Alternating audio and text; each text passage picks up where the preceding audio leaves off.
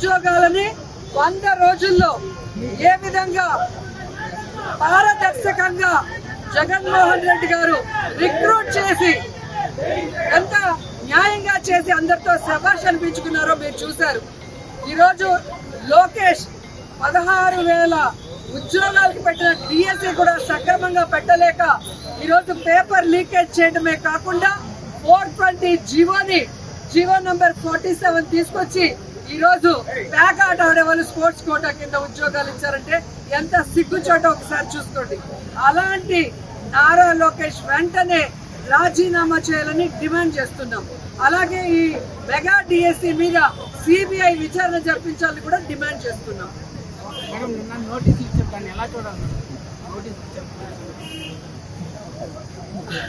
ఆడలేక మధ్యలో జరగబడతారు కదా, అదే ఇది. ఈరోజు నేను ఒకటే సూటిగా అడుగుతున్నాను. ఆంధ్రజ్యోతి పేపర్ని మేము తగలబెట్టామని ఈ ప్రభుత్వం చాలా ఉత్సాహంగా మాకు నోటీసులు ఇచ్చింది. ఆంధ్రజ్యోతి పేపర్కి ఈ ప్రభుత్వానికి ఉన్న అవినాభావ సంబంధం ఏంటి? ఆంధ్రజ్యోతికి చంద్రబాబు నాయుడుకు ఉన్న అవినాభావ సంబంధం ఏంటి? ఆంధ్రజ్యోతి పేపరు కాలిస్తే వీళ్ళకి వచ్చిన బాధ ఏంటి?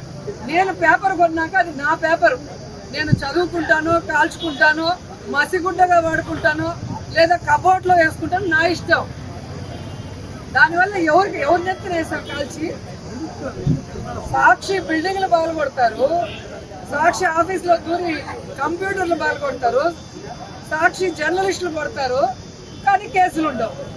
ఆంధ్రజ్యోతి పేపరు ఒక మూల వెళ్ళి మేము కాల్చుకుంటే నాకు పెద్ద, అంటే ఆంధ్రజ్యోతి పేపర్లో చంద్రబాబు నాయుడు ప్రాణం ఉంది, మాంత్రికుడి ప్రాణం చిలకలో ఉందంటారు చూడు, అలా చంద్రబాబు నాయుడు ప్రాణం ఏమైనా ఆంధ్రజ్యోతి పేపర్లో ఉందా?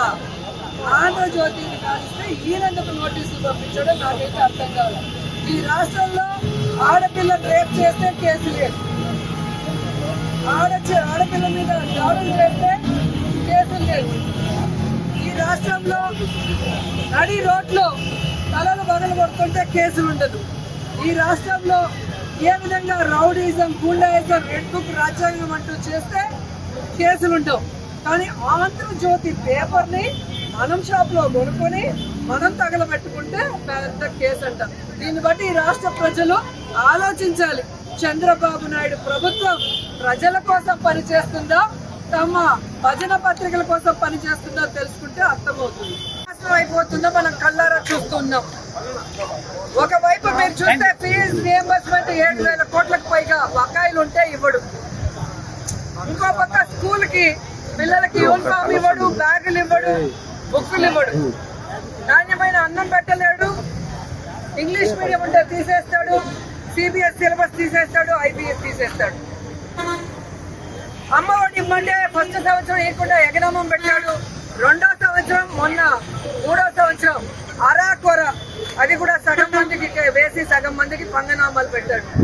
ఈరోజు మీరు చూస్తే ముఖ్యంగా ఈ రాష్ట్రం అంతా కూడా నారా లోకేష్ విద్యాశాఖ మంత్రి అయిన తర్వాత నిర్వహించిన ఒక డిఎస్సిని పేపర్ లీకేజీలతో, అలాగే రిక్రూట్మెంట్లు ఏ విధంగా నీచాతి నీచంగా చేశారు, అర్హులైన వాళ్ళకి ఇవ్వకుండా అనర్హులకి తన అవినీతి కోసం ఏ విధంగా అంటగట్టాడో మనం కళ్ళారా చూసాం. మొన్న మీరు చూసారు ఢిల్లీలో నీట్ ఎగ్జామ్ పేపర్ లీక్ అయినందుకు జంజీస్ ఉద్యమానికి కేంద్ర విద్యాశాఖ మంత్రి ధర్మాన్ ప్రధాన్ గారు రాజీనామా చేయటం. మరి ఇక్కడ రాష్ట్రంలో డిఎస్సి పేపర్ లీక్ అయింది. అలాగే స్పోర్ట్స్ కోటాలో ఇవ్వాల్సిన ఉద్యోగాలు స్పోర్ట్స్ పర్సన్స్ కి కాకుండా తమ ఇష్టానికి ఒక 420 జీవోని తీసుకొచ్చి ఏ విధంగా 427 ఉద్యోగాలకు పైగా అనర్హులకు ఇవ్వడం మనం చూసాం. మరి అలాంటి విద్యాశాఖ మంత్రి నారా లోకేష్ రాజీనామా చేయాలని ఈరోజు రాష్ట్రం అంతా కూడా విద్యార్థులు, నిరుద్యోగులు డిఎస్సిలో ఎవరైతే అన్యాయమయ్యారో అందరూ రోడ్ల మీదకి వచ్చి డిమాండ్ చేస్తున్నారని కూడా ఈ సందర్భంగా తెలియజేసుకుంటున్నాం. ముఖ్యంగా మేము ఇక్కడ ఈ డిఎస్సి పేపర్ లీకేజ్ మీద సిబిఐ విచారణ జరపాలని డిమాండ్ చేస్తున్నాం. అలాగే ఈ డిఎస్సి పేపర్ లీకేజ్ కి కారణమైన విద్యాశాఖ మంత్రి నైతిక బాధ్యత వహించి రాజీనామా చేయాలని డిమాండ్ చేస్తూ ఉద్యమాన్ని చేపట్టడం జరిగింది. ఎందుకంటే ఈరోజు మన రాష్ట్రంలో ఈ కూటమి ప్రభుత్వం వచ్చిన తర్వాత దాదాపుగా 191 మంది నిరుద్యోగులు ఆత్మహత్య చేసుకున్నారు. చాలా మంది ఉద్యోగాలు లేక పక్క రాష్ట్రాలకి వలసలు పోతున్నారు. మిమ్మల్ని నమ్మి మీరు అధికారంలోకి వస్తే నిరుద్యోగ భృతి 3,000 ఇస్తాం, లేదా ప్రతి ఇంటికి ఉద్యోగం ఇస్తామని 1,500,000 పైగా నిరుద్యోగుల్ని ఈరోజు మోసం చేశారు. ఈరోజు ఆ నిరుద్యోగులంతా కూడా ఉద్యోగం రాక, నిరుద్యోగ భృతి రాక పక్క రాష్ట్రాలకు వెళ్లే వాళ్ళు పక్క రాష్ట్రాలకు వెళ్లి కూలీలుగా మారుతున్నారు. వెళ్ళలేని వాళ్ళు ఆత్మహత్యలు చేసుకుంటున్న పరిస్థితి. ఈరోజు మెగా డిఎస్సిలో ఏ విధంగా పేపర్ లీకేజ్ జరిగింది, ఏ విధంగా ఎగ్జామ్ పెట్టకుండా స్పోర్ట్స్ కోటాలో రిక్రూట్మెంట్ చేసే ముందు ఒక 420 జీవోనిచ్చి రిక్రూట్ చేసుకుని ఆ తర్వాత ఆ జీవోని క్యాన్సిల్ చేశారో మీకే అర్థమైంది. మరి జగన్మోహన్ రెడ్డి అడిగిన ప్రశ్నలకి 2 నెలలు అవుతున్న ప్రెస్ మీట్ పెట్టి సమాధానం చెప్పే దమ్ము ధైర్యం లేని లోకేష్ ఈ రోజు రాష్ట్ర వ్యాప్తంగా ఉద్యమం చేస్తున్నారని తెలుసుకొని నిన్న ఎక్కడో జగన్ దమ్ముంటే రా నువ్వో నేనో తెలుసుకుందాం అంటున్నాడు. జగనన్న దమ్ము ధైర్యం గురించి సోనియా గాంధీని అడుగు, మీ నాన్న చంద్రబాబు నాయుడుని అడిగితే తెలుస్తుంది. నారా లోకేష్ కూడా ఈ సందర్భంగా తెలియజేస్తున్నా, నీకు జగనన్న అవసరం లేదు.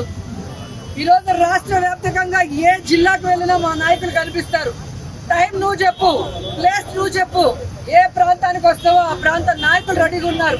అంబటి రాంబాబు గారిని పంపించమంటారా, కురసాల కన్నబాబు గారిని పంపించమంటారా, పేర్ని నాని గారిని పంపించమంటారా, బొత్స సత్యనారాయణని పంపించమంటారా, లేదా మహిళా నాయకురాలను పంపించమంటారా? ఈ మెగా డిఎస్సి అంటూ దగా డిఎస్సి లో జరిగిన అవకతవకల గురించి మాట్లాడటానికని అడుగుతున్నాను. ఎందుకంటే ఈరోజు మీరు గనుక ఈ మెగా డిఎస్సిలో అవకతవకలు చేయకపోతే, మీకు సిగ్గు శరం ఉంటే సిబిఐ విచారణ చేయించండి అని కూడా డిమాండ్ చేస్తున్నాం. అలాగే తెలుగుదేశం పార్టీ నాయకులు ఈ డిఎస్సి పోస్టులు అమ్ముకోలేదు అనుకుంటే సిబిఐ విచారణ చేయించండి అని కూడా డిమాండ్ చేస్తున్నాం. అలాగే స్పోర్ట్స్ కోటాలో స్పోర్ట్స్ పర్సన్స్ కి ఇవ్వకుండా దొంగదారిన 420 జీవోతో ఇచ్చింది నిజం కాకపోతే సిబిఐ విచారణ చేయించమని డిమాండ్ చేస్తున్నాం. మహిళా విద్యార్థుల్ని ఈరోజు ఏ విధంగా మీరు దగా చేశారో ఈ రాష్ట్రం మొత్తం కూడా చూస్తోంది. ఈరోజు మీరు చేసిన ఈ దగానికి ఫుల్ స్టాప్ పెట్టే విధంగా అనర్హులైన వీళ్ళ పోస్టులు క్యాన్సిల్ చేసి అర్హులైన వాళ్ళకి ఇచ్చేంత వరకు వైఎస్ఆర్ కాంగ్రెస్ పార్టీ విశ్రమించదని కూడా ఈ సందర్భంగా హెచ్చరిస్తున్నాం. అలాగే కేంద్ర విద్యాశాఖ మంత్రి ఎలాగైతే రిజైన్ చేసి ప్రభుత్వాలు రాజకీయ నాయకులు జవాబుదారీతనంగా ఉండాలని ఎలా నిరూపించుకున్నారో ఈ రాష్ట్రంలో కూడా చంద్రబాబు నాయుడు గారు మీ కొడుకైన లోకేష్ తో రాజీనామా చేయిస్తేనే విద్యార్థి లోకం మిమ్మల్ని గౌరవిస్తుంది, నమ్ముతుందని కూడా ఈ సందర్భంగా తెలియజేసుకుంటున్నాను. అలాగే ఫీజు రీయింబర్స్మెంట్ ని వెంటనే అమలు చేసి 7,000 కోట్ల బకాయిలు తీర్చాలని కూడా డిమాండ్ చేస్తున్నాం. అలాగే మీరు చూస్తే 3,000 నిరుద్యోగ భృతి, ఒకటి ఉద్యోగం ఇవ్వండి లేదా నిరుద్యోగ భృతి ఇవ్వాలి. ఇప్పటికే 25 నెలలు అవుతున్నా ఒక్క రూపాయి ఇవ్వకుండా నిరుద్యోగ జీవితాలతో చెలగాటు పడుతున్న మీకు నిరుద్యోగులే సమాధి కట్టే రోజు ఈ కూటమి ప్రభుత్వానికి వస్తుందని కూడా హెచ్చరిస్తున్నాను.